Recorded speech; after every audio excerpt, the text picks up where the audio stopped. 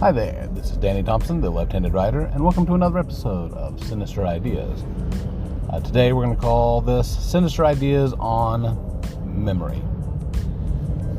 So,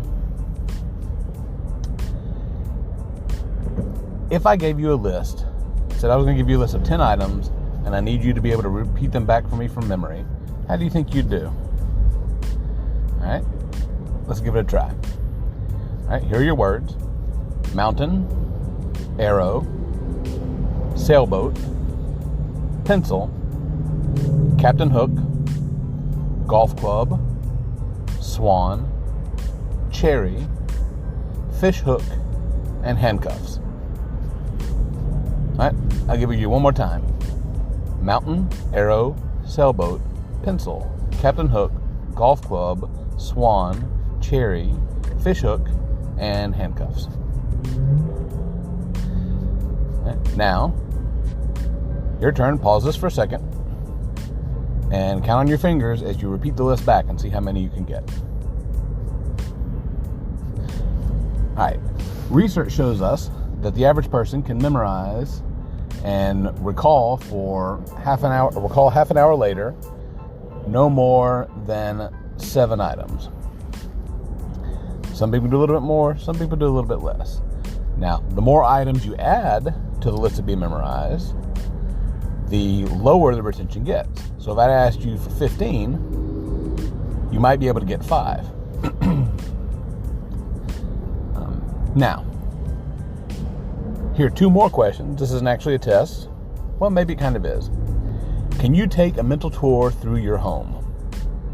And you don't have to even walk room by room, but I mean, just picture the room. Picture your front door, picture your entryway, whatever the next room is, dining room, kitchen, living room, hall, bathroom. All right. Now, can you do that in less than 2 minutes? Chances are you probably were able to do that, right? Because all you're doing is pulling up pictures in your mind, and that happens at the speed of thought. So it's literally faster than I can even say it. Door, entryway, dining room, kitchen, living room, hall, bathroom, right? You can do that automatically. You hardly have to think about it. Let me ask you another question. And I'm going to ask you to picture something, and I want you to make it as realistic as possible. All right? So picture an elephant. Now, picture that elephant, but make it purple. So picture a purple elephant.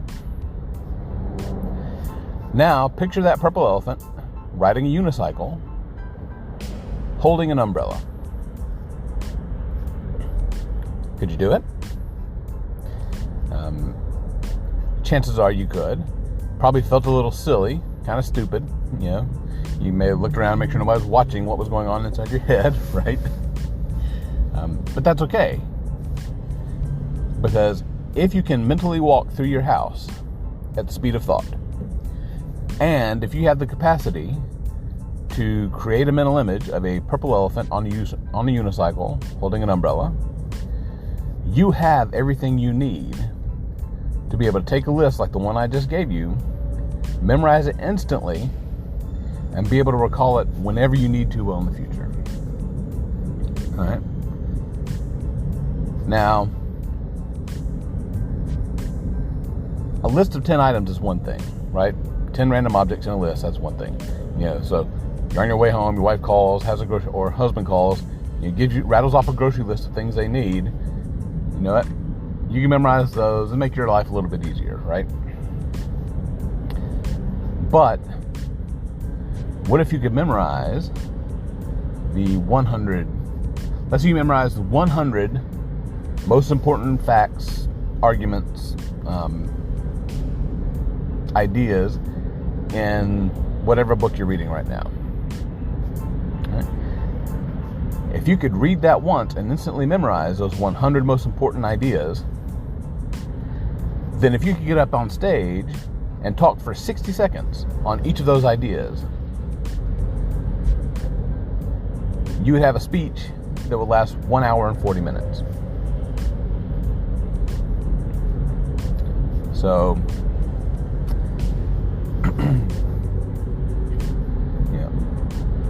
what I'm going to show you today is not only going to help you instantly memorize that list, but you're also going to be able to instantly memorize pi up to the first 10 decimal places.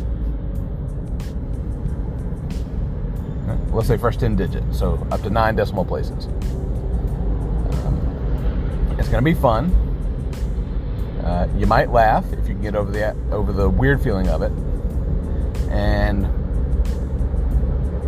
once you can do that, you'll realize you have the capacity to instantly memorize the 100, 500, 1,000 most important ideas, topics, facts in a book, in anything you see, hear, or read. Right?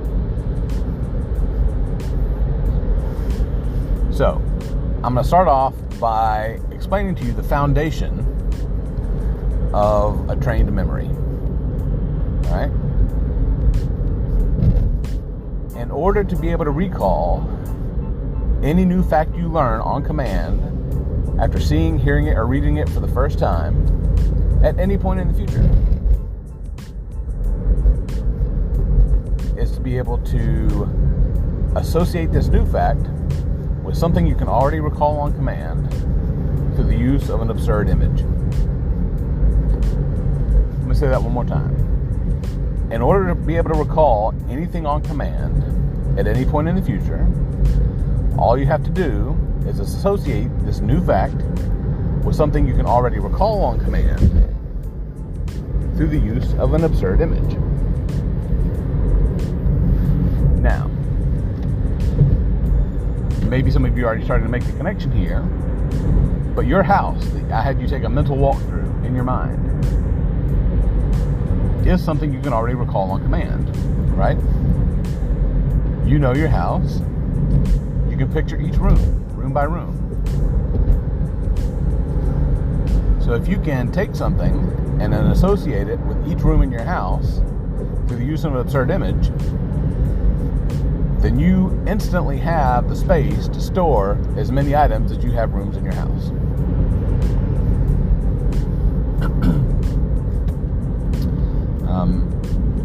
Now,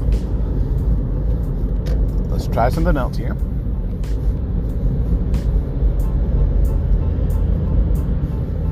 Most people remember the first item they're told and the last item they're told. Right? So going back to our list from earlier, you probably remember mountain and you probably remember handcuffs. Right. So let's start with mountain, since that's something you can probably already recall. Right? So, the first item was mountain. The second item was arrow. So what we need to do is create an absurd image between mountain and arrow.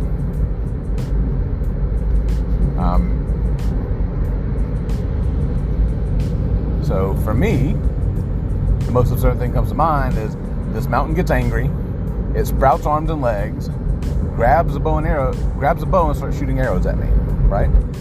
So now mountain is shooting arrows at me. That's pretty absurd. Now, if you're having trouble making an absurd image, I've turned absurd into a acronym. A, action. You got to add action to the image, right? So it stands up, it sprouts arms and legs, and starts shooting arrows with the bow. Right? B is for big. Mountain's already big, right? So to make this a little more absurd, I play with the size and actually make the mountain a little bit smaller. It's bigger than me, but it's not a full-size mountain. Right? S is sensory details. Right? When this mountain stands up, I hear creaking and the rocks crumbling. Right? That sound. As the arrows come by, I hear the whoosh as it passes by my ear, just barely missing me. U is unexpected. Mountain standing up, sprouting arms and legs is pretty unexpected, as is it shooting arrows at you. R is ridiculous or raunchy. Right? And D is dumb. This is admittedly a dumb image. But if you can add two of those things, action, big, sensory details, unexpected, ridiculous or raunchy, or dumb, you'll have a strong association. All right, so now let's go through our list real quick. Item number 2 is arrow, right? Item number 3 is sailboat. So let's say you're on a sailboat and you grab the anchor and you fire the anchor from a bow on the deck, right? Like it was an arrow. Right. Now, that's a pretty absurd way to deploy your anchor. Right. But if you want to go even more absurd, you have a bow and arrow, rope tied to an arrow, you fire it into the surface of the ocean, and it sticks, and it serves as an anchor holding you in place. Now that's dumb, it's unexpected, it doesn't make sense, right? So, rather than try to search for the perfect idea, the easiest way to, if you do that, you're fighting with your brain, right? And you're going to have these multiple images that are kind of associated with it, kind of not, and it's just not going to go well. So the best thing to do is take whatever image your brain throws at your mind, right? Let's say I'm mounting an arrow. Your brain had given you the image of you shooting an arrow at a target and you're on top of the mountain. All right? That's a clear, solid image, but it's not very absurd. There's nothing unexpected about that. There's nothing ridiculous. So if instead you're at the foot of a very tall mountain and there's a target up there and you can't even see it, and you raise your bow, you pull back on the string, you let it go, and that arrow flies straight up and hits a bullseye. Right? Now, there's action there. It's unexpected. You can give it sensory details by hearing the twang of the bowstring, and you hear the whoosh and the thunk as it hits the target, right? Unexpected. It's unexpected to be able to hit a bullseye on the top of a mountain from the bottom of the mountain. So the key takeaway here is, don't fight with your brain. Give the first image it gives you, and then apply 2 or more of the qualities from the absurd acronym to make it more memorable. All right. So the mountain shoots arrows at us, and then we use the arrow as the anchor on the boat. All right, so now we need to associate boat to pencil, which was the next item on our list. All right. So let's say you have a pencil, and maybe it's a giant pencil, and you're using it as an oar to propel your boat. All right, that's not too bad. Or maybe the pencil is the hull of the boat with this giant sail sticking out of it. Again, when you think of pencil and boat, whatever image your brain provides, take that and make it more absurd if you have to. As you go along and get used to using these techniques, your brain will get better at providing absurd images right off the bat. All right. So now we need to associate pencil to Captain Hook. All right. So Captain Hook is standing there. He unscrews his hook and screws in a pencil. And then he uses that to write with. All right. So now Captain Hook, the golf club. He unscrews the hook and screws in a 9-iron.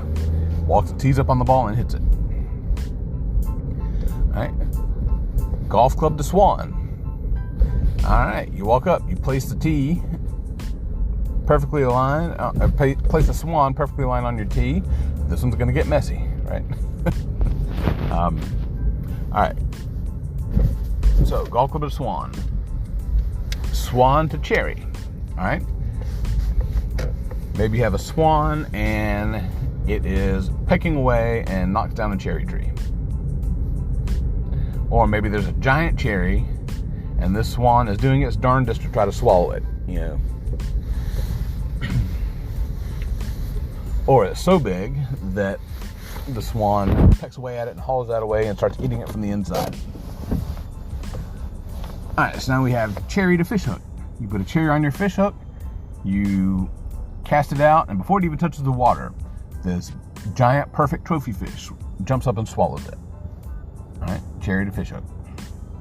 Or you cast your hook and this cherry comes up and bites, takes the bait, bites the hook, and you're struggling to land this cherry on the boat.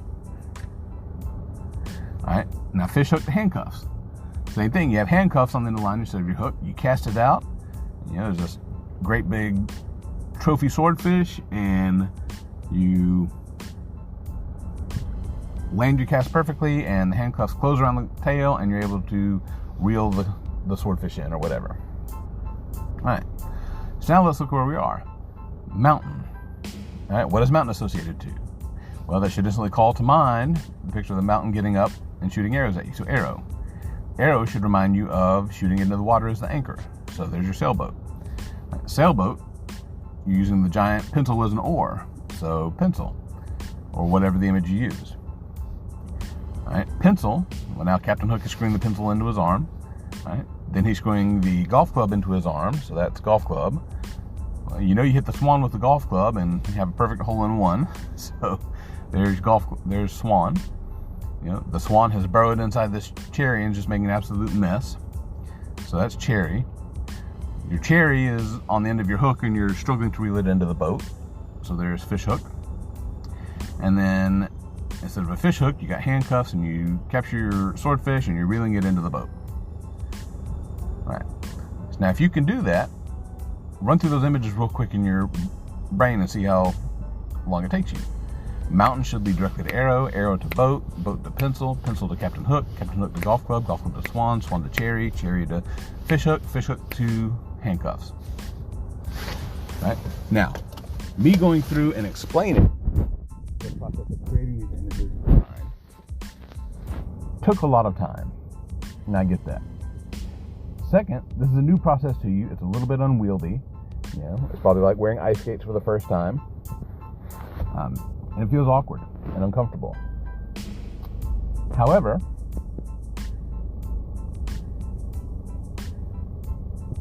once you start, play with it,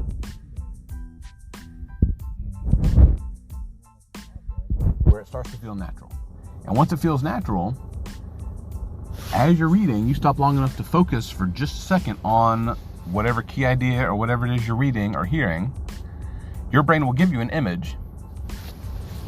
And then, when it comes to time, and that gives you a second image, you take those images and you combine them. That's where the absurdity happens, right? You don't necessarily need to come up with an absurd image for the idea.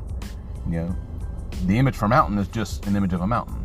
The image of a sailboat is just an image of a sailboat, right? So you take an ordinary object like an arrow and an ordinary object like a sailboat, and it's where you associate those two, you force them together, is where the absurdity happens, right? So once you get to where you can do this, you can memorize a book while you're reading it.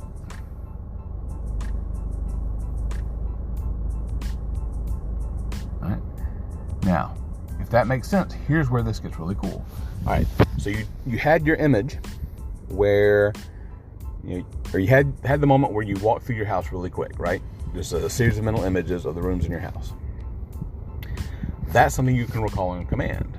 So let's say you have this list, mountain all the way through handcuffs, right? You've reviewed it, so you've got it. You've shored up any links that weren't, any associations that weren't absurd enough. Now you take the mountain and you associate that in some absurd way with your front porch, your front door. All right, so you're home, you're walking towards your front door, and all of a sudden this mountain out of nowhere springs up, shatters your doorstep or your porch or whatever, grows up right in front of the front door and blocks it. Now I dare you to approach your home without thinking about this image of this mountain growing up out of the ground and blocking your front door. Now, anytime in the future when you want to recall this list, all you have to do is call to mind your front door. Right? So, let's say you're reading a book. You read the first chapter, and in that chapter you memorize the 10 most important concepts, the way we just did with our list. Right? Concept number 1, you create an image. Concept number 2, you create an image and you link those two together with an absurd image. Next image, right? You take the second and third image, you associate those absurdly. Third and fourth image, you associate those absurdly. Right? So you've got this list in your mind of the top 10 most important facts in this chapter. You place that in your front door, in front of your front door of your house. Now the front door holds the 10 most important concepts in this first chapter. Chapter 2, you do the same thing. You create a chain of the 10 most important facts in chapter 2. Now you link that first item to the entryway of your house. Chapter 3, do the same thing. The first item in that chain gets linked to, in my house, it would be the dining room, in the way I've got my journey mapped out. All right. The next chapter, the first item goes in the kitchen. The next chapter, the first item goes in the den. And now, walk through it, and I have access to the 10 most important concepts from each chapter. If there are 12 chapters, that's 120 ideas that I've just memorized while reading this book. If I can get up on stage and talk for 60 seconds about each of those facts, I have a 2-hour speech I'm able to give based on this book. So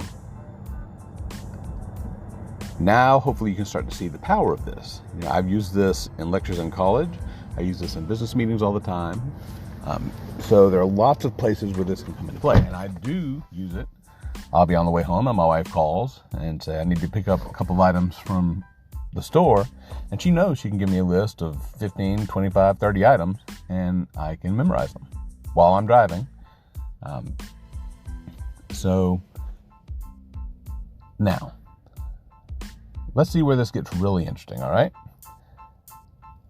What if it was not, what if they weren't concrete objects, right? What if it's an abstract idea, right?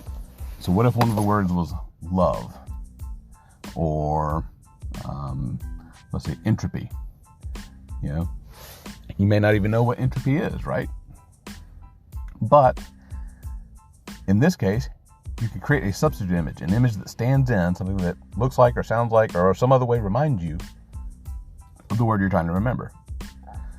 So for love, you can picture a heart, you can picture Cupid, you can picture your favorite scene from your favorite romantic comedy. Whatever that image is that represents love to you can represent love in your memory list, right? And for a word like entropy, if you don't know what it is, that doesn't matter, right? Even if it doesn't call to mind an image readily,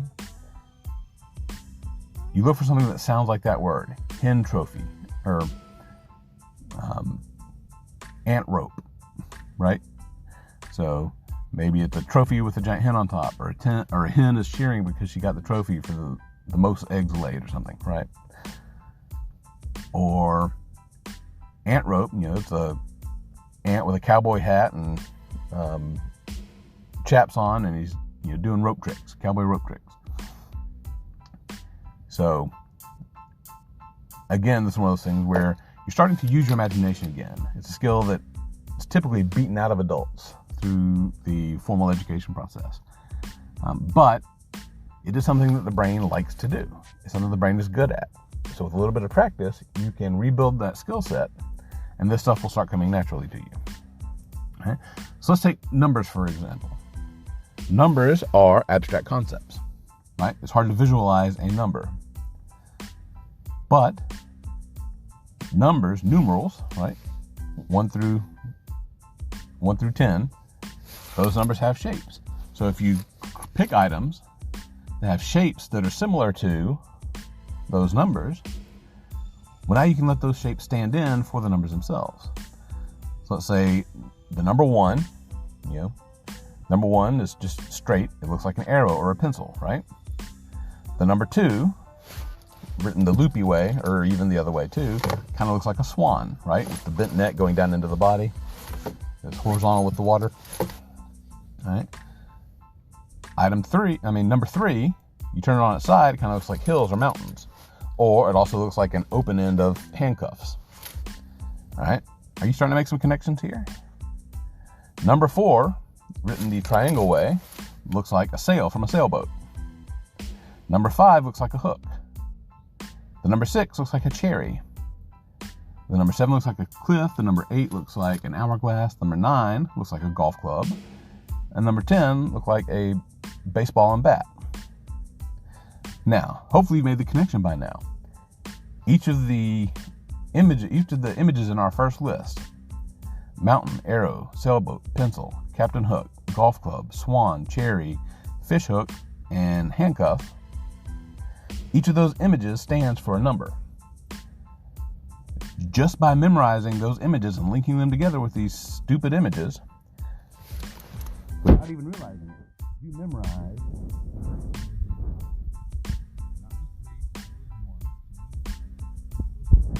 Captain Hook. You got Hook, that's 5, right? Golf club is 9, swan is 2, cherry is 6, fish hook is 5, and handcuff is 3. 3.1415, right? 9265, getting it? And 3. So, without even trying, just by making stupid images in your head, you were effortlessly able, without even realizing it, to memorize the first 10 digits of pi. So, we'll stop this episode here, and I'll come back in the next episode with a second edition of Stuff on Memory and show you really how to apply these techniques to make them super powerful. All right. Thanks for riding with me, and I will see you guys on the next one.